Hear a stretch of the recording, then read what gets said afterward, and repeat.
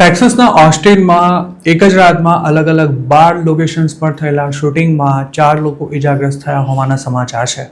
પોલીસના જણાવ્યા અનુસાર શનિવારે રાત્રે આ તમામ શૂટિંગ થયા હતા, જે રવિવાર સુધી ચાલ્યા હતા. કેટલાક રિપોર્ટ્સમાં એવું પણ જણાવાયું છે કે શૂટિંગની પહેલી ઘટના શનિવારે બપોરે બની હતી અને રવિવારે બપોર સુધીમાં તમામ આરોપી પકડાઈ ગયા હતા. શહેરના મેયર કર્ક વોટસનના જણાવ્યા અનુસાર સાઉથ ઓસ્ટિનમાં શૂટિંગ થયા હતા. સિટી પોલીસ ચીફ લીસા ડેવિસે પણ 12 શૂટિંગ્સની પુષ્ટિ કરી હતી.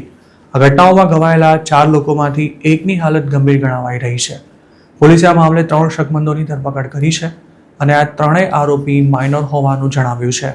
શહેરની ફરતે ચક્કર લગાવનારા શૂટર્સે 2 ફાયર સ્ટેશન્સ પર પણ શૂટિંગ કર્યું હતું. આ ઉપરાંત તેમણે અપાર્ટમેન્ટ બિલ્ડિંગ્સ અને કેટલાક મકાનોને પણ ટાર્ગેટ કર્યા હતા. જોકે ખાસી મથામણ બાદ પોલીસે તેમની ગાડી રોકી 2 લોકોની ધરપકડ કરી હતી, જ્યારે ત્રીજો શૂટર ભાગી છૂટ્યો હતો. આ ત્રણમાંથી એક શકમંદ અગાઉના કોઈ કેસમાં પણ વોન્ટેડ હતો.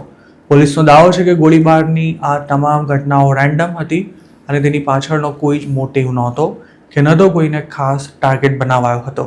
ત્રણેય શકમંદો ગાડીમાં જે તે વિસ્તારોમાં ફરતા દેખાયા હતા અને આ દરમિયાન તેમણે વારંવાર કાર પણ ચેન્જ કરી હતી. આ તમામ ગાડીઓ ચોરીની હતી. પોલીસને એવી પણ આશંકા છે કે શૂટિંગમાં જે વેપન્સનો ઉપયોગ કરવામાં આવ્યો છે તે પણ ચોરી કરેલા હોઈ શકે છે. આ સ્થિતિને ધ્યાનમાં રાખતા પોલીસે ઓસ્ટિનના લોકોને રવિવારે સુરક્ષિત સ્થળ પર રહેવા માટે જણાવ્યું હતું.